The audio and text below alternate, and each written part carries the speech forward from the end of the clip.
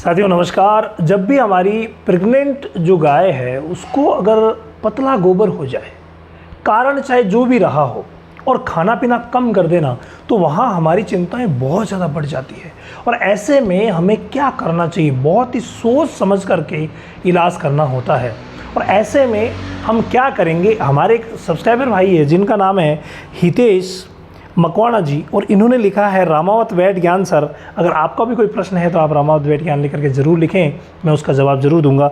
ये कह रहे हैं सर मेरी फर्स्ट टाइमर हीपर 6.5 महीने की है, यानी 6.5 महीने की प्रेग्नेंट इनकी हीपर है, और मैंने उसे गेहूं का भरदा खिलाया है। 3 दिन से वो बहुत पतला गोबर कर रही है, उसे क्या इलाज करें। देखिए, अगर प्रॉब्लम गेहूं से या गेहूं के किसी प्रोडक्ट से हुई है तो वहाँ एक विशेष समस्या होने का खतरा रहता है, जो प्रेगनेंसी में भी रहता है, जिसको हम बोलते हैं दोस्तों एसिडोसिस। क्या बोलते हैं भाई? एसिडोसिस। एसिडोसिस में क्या होता है भाई, पता है क्या आपको? ऋषि? एसिडोसिस में लेफ्ट साइड पानी होता है पेट नहीं, पानी बोलना तो अलग चीज़ है, लेकिन होता क्या है, पीएच कम हो जाता है। पीएच जो है वो कम हो जाता है। यानी कि जो पेट है गाय का, उसकी जो अम्लता और क्षारीयता का लेवल है, पोटेंशियल ऑफ हाइड्रोजन जिसे बोलते हैं, तो वो पीएच क्या होता है, कम हो जाता है। नॉर्मल पीएच कितनी होती है भाई? 6 और 7 के बीच होती है नॉर्मल पीएच। अगर ये पीएच कम हो जाए, ज़्यादा होगी, जो कि प्रोटीन युक्त आहार अगर ज़्यादा खा लिया तो ज़्यादा हो जाएगी। आप में से बहुत सारे लोग जो हमारे रेगुलर व्यूअर हैं वो जानते हैं। तो ज़्यादा अगर खाया है तो ये प्रोटीन वाला आहार, तब तो होगा एल्कलोसिस।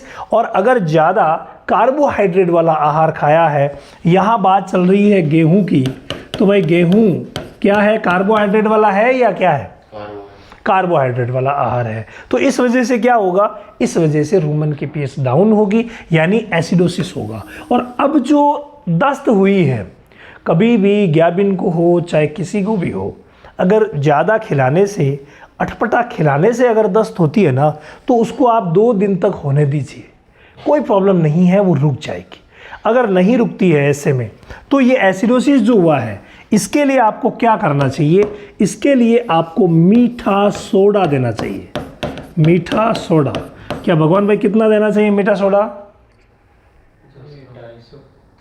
250 ग्राम। पीएच के हिसाब से देते हैं। पीएच के हिसाब से देते हैं, बहुत अच्छी बात इन्होंने कही। लेकिन जनरली जब आपके पास पीएच मीटर नहीं है, या पशु चिकित्सक ने पीएच जांच नहीं की है, या आपके पास सुविधा नहीं है, तो आप 50 ग्राम दीजिए रोज, ठीक है। तो जब पीएच की सुविधा नहीं हो तो भगवान भाई कितना देंगे?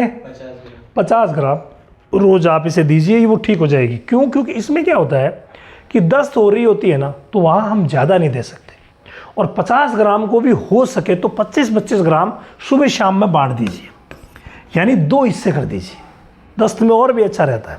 तो अगर आप 25-25 ग्राम सुबह शाम 2 दिन देंगे ना, जितने में ये दस्त रुक जाएगी। लेकिन हाँ, अगर खाना पीना बंद है ना बंधु, तो आपको जल्दी से जल्दी अपने नज़दीकी पशु चिकित्सक से संपर्क कीजिए और इलाज करवाइए, क्योंकि प्रॉब्लम ज़्यादा बढ़ सकती है। लेकिन खाना पीना कर रही है तो हम धीरे धीरे इलाज कर रहे हैं, 25-25 ग्राम सुबह शाम दे देंगे, बिल्कुल ठीक हो जाएगी। इसके अलावा अपने आप से पूछिए, क्या आपने अपनी प्रेग्नेंट हीपर की डिवॉर्मिंग करवाई है क्या? ठीक है, तो डिवॉर्मिंग करवाना बहुत ज़्यादा ज़रूरी है। अभी आप कह रहे हैं कि 6 महीने कुछ दिन, मतलब 6.5 है तो 7वां महीना है, तो इस महीने में आप एक बार फेंटास 3, कौन सी गोली देंगे भाई? फेंटास 3 में ऋषि सॉल्ट क्या है? बिल्कुल, ये एक बोलस है, यानी कि बड़ी गोली है जिसके अंदर सॉल्ट है, फेनमेंडाजोल 3 ग्राम। तो ये आप सुबह सुबह भूखे पेट उसको दे सकते हैं।